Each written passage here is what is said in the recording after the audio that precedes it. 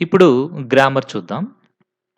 In the previous lesson, you have learned to writing sentences describing ongoing actions using present continuous tense.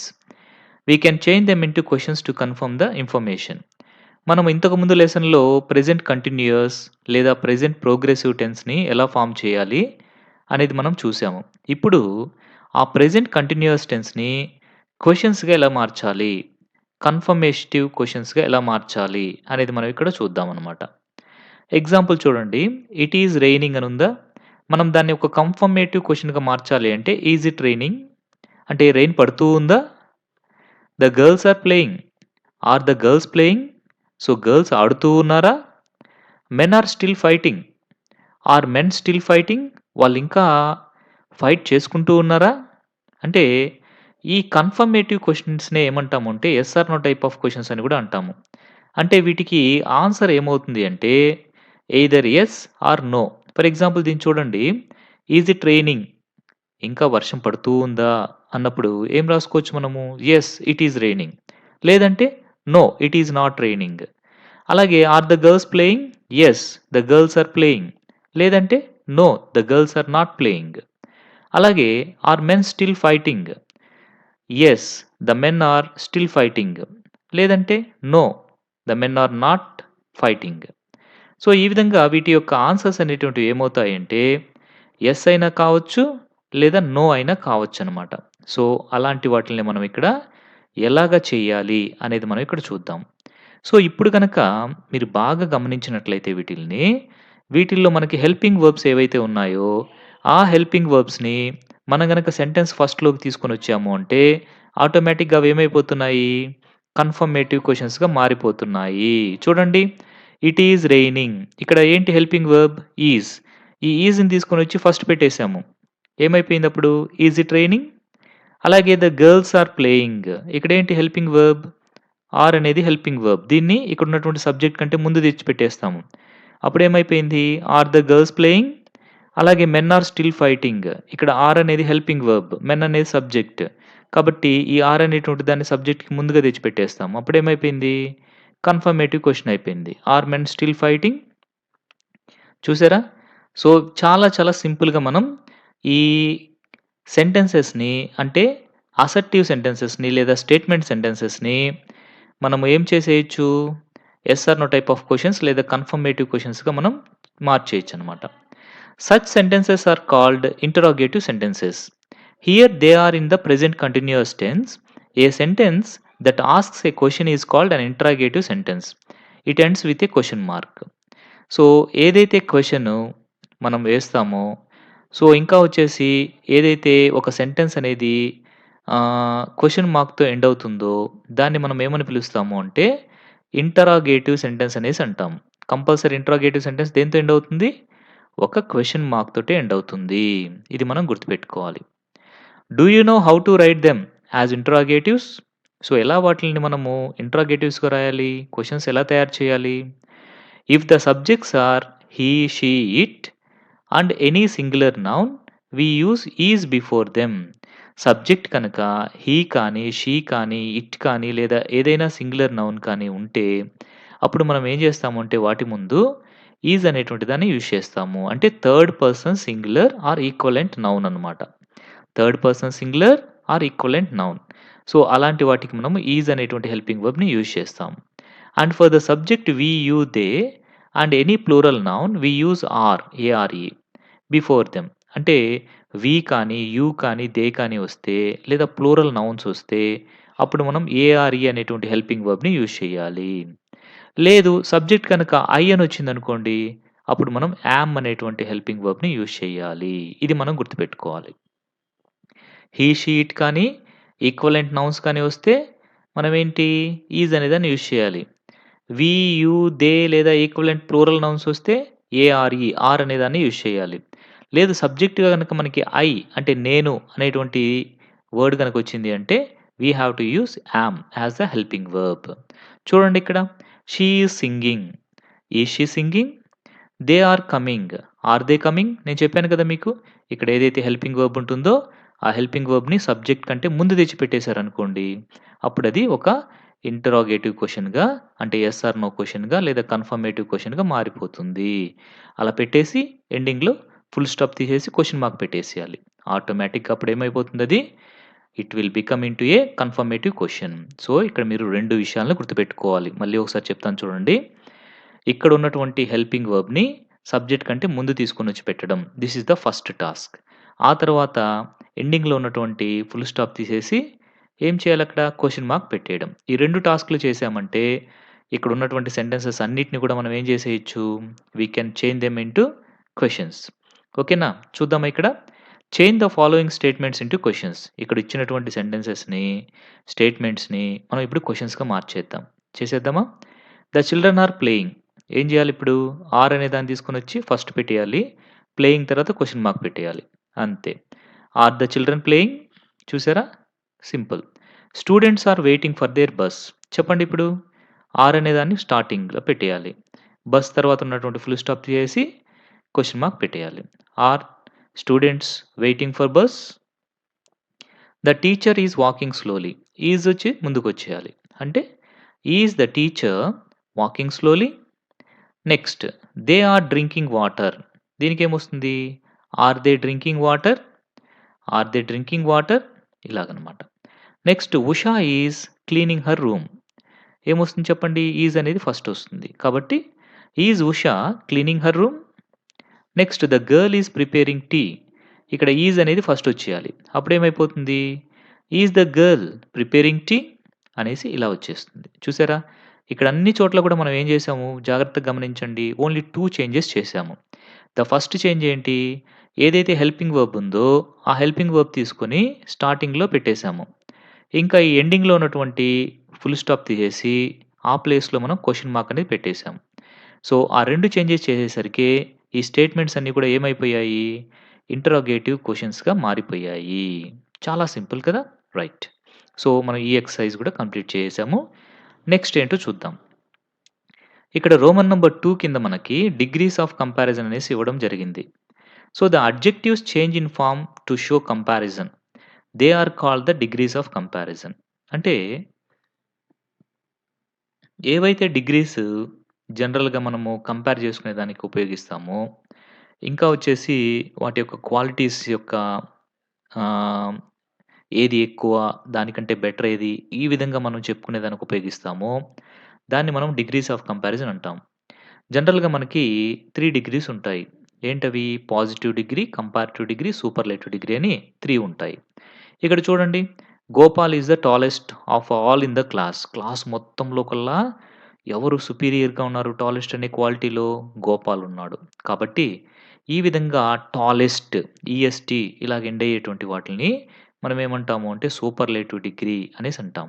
So, the adjective tallest denotes the superlative degree. Rani is cleverer than Ramya. ఇక్కడ మీరు బాగా గమనిస్తే రాణికి, రమ్యకి మధ్య ఇద్దరి మధ్య comparison జరుగుతుంది. ఇక్కడ మనం క్లెవరర్ అనేటువంటి దాన్ని చూసాం.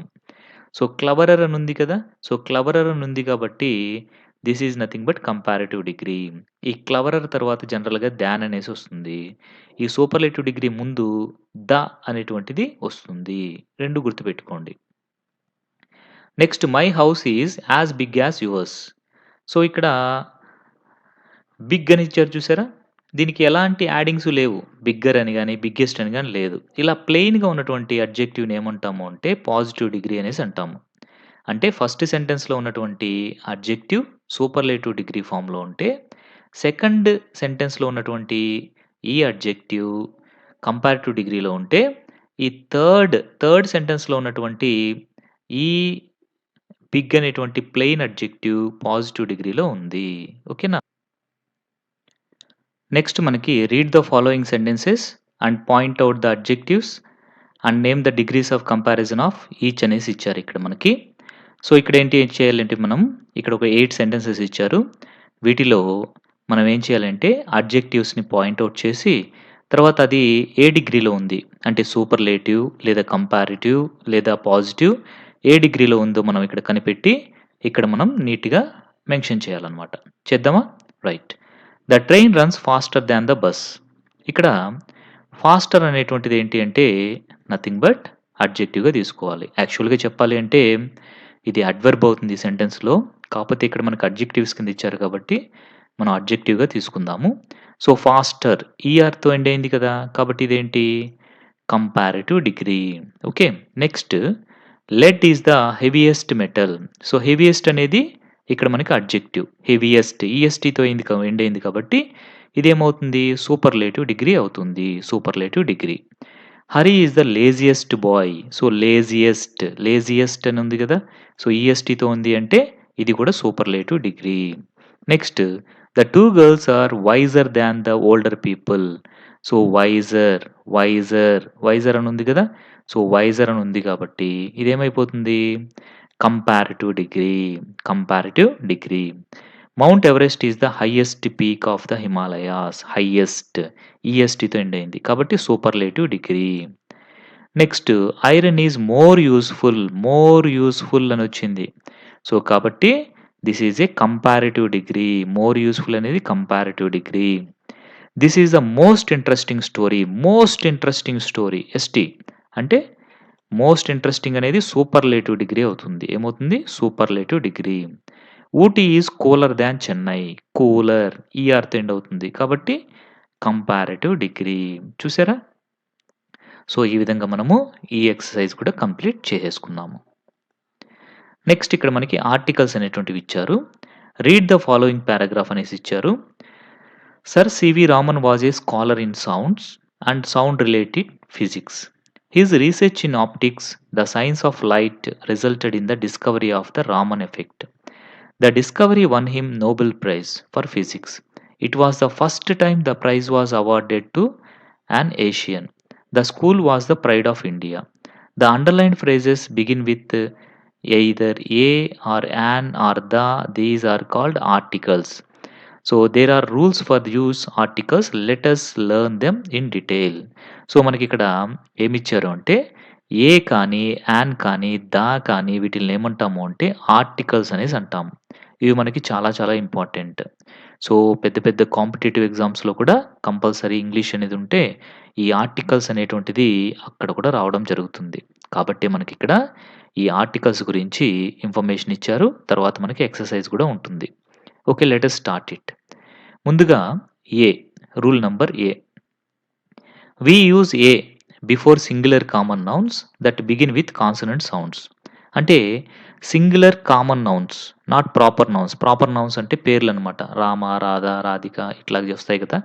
సో, ఇట్లాంటి వాటిల్ని ఏమంటాము అంటే వి మే కాల్ యాస్ ఏమంటాము? ప్రాపర్ నౌన్స్ అంటాం. ప్రాపర్ నౌన్స్ ముందు జనరల్‌గా మనము ఏమి యూజ్ చేయము? మనం ఎలాంటి ఆర్టికల్ కూడా యూజ్ చేయము. మరి వేటి ముందు యూజ్ చేస్తామంటే కామన్ నౌన్ ముందు యూజ్ చేస్తాము. ఓకేనా? సో, కాబట్టి కామన్ నౌన్ అంటే బాయ్, గర్ల్, స్కాలర్ ఇట్లాంటివన్నమాట. సో, అవి కనుక కాన్సనెంట్ సౌండ్ తోటి గనక స్టార్ట్ అయితే అప్పుడు మనం వాటికి ఏ అనేది యూజ్ చేస్తాం. కాన్సనెంట్ అంటే మనకి తెలుగులో కా నుంచి బండిరా వరకి ఉంటాయి చూసారా? హల్లులు అంటాము. ఆ హల్లు సౌండ్ గనకొచ్చింది అంటే స్టార్టింగ్‌లో అప్పుడు మనం ఏ యూజ్ చేసేయొచ్చనమాట. చూడండి ఇక్కడ a scholar, a chair, a man, a union, a university, a parrot, a donkey, a house, a computer, a book. ఈ విధంగా వీటిల్ని యూజ్ చేస్తాము. Next B. We use an before the singular common nouns that begin with a vowel sound. So, ఈ vowel sound అంటే ఏంటంటే సింపుల్‌గా మనం చెప్పాలంటే మనకు తెలుగులో ఆ నుంచి అహా వరకి, ఆ నుంచి అహా వరకి అచ్చులు అంటాం. ఆ సౌండ్స్‌తో కనుక ఇక్కడ కామన్ నౌన్ కనుక సింగులర్‌గా ఉండి స్టార్ట్ అయింది అంటే we start it with that an అనమాట. అంతేకాని ఏఈ, ఐఓయు ఉంది కదా అనేసి వాటన్నిటికి యాన్ పెట్టడం రాంగ్ అయిపోతుంది. ఇక్కడ చూసారా? Union though it is starting with you. చూసారా? యూ. సో, ఇది ఎలా ప్రొనౌన్స్ అవుతుంది అంటే యా సౌండ్‌తో ప్రొనౌన్స్ అవుతుంది. అంటే హల్లు సౌండ్‌తో ప్రొనౌన్స్ అవుతుంది. కాబట్టే కాన్సనెంట్ సౌండ్ ఉంది కాబట్టి ఏ అనేసి వచ్చింది ఇక్కడ. అంతేకాని సార్ ఏఈఐఓయూలో యూ ఉంది కాబట్టి ఇక్కడ నేను యాన్ పెడతాను అంటే రాంగ్ అయిపోతుంది. అది మనం గుర్తుపెట్టుకోవాలి. ఓకే. ఇంకా వీటి గురించి మీకు డీటెయిల్డ్‌గా కావాలి అంటే మన ఛానల్‌లోనే కంప్లీట్ ఇంగ్లీష్ గ్రామర్ అనేటువంటి ప్లే లిస్ట్ పెట్టినాను. దాంట్లో ఆర్టికల్స్ గురించి సో, డీటెయిల్డ్‌గా వివరించి చెప్పడం జరిగింది. ఒకసారి ఆ వీడియో చూడండి. మీకు ఇంకా క్లియర్‌గా ఈ ఆర్టికల్స్ అనేటువంటి టాపిక్ ఉంటుంది. ఓకే. ఎగ్జాంపుల్ చూద్దాం ఇప్పుడు. An Asian, an apple, an hour, an engineer, an Indian, an ant, an ape, an orange, an uncle, an eagle. So, ఈ విధంగా మనకి ఇవన్నీ కూడా రావడం జరుగుతుందనమాట. Next we use the. So, before the అనేది ఎప్పుడు యూజ్ చేస్తాం? Before a common noun which is mentioned for the second time.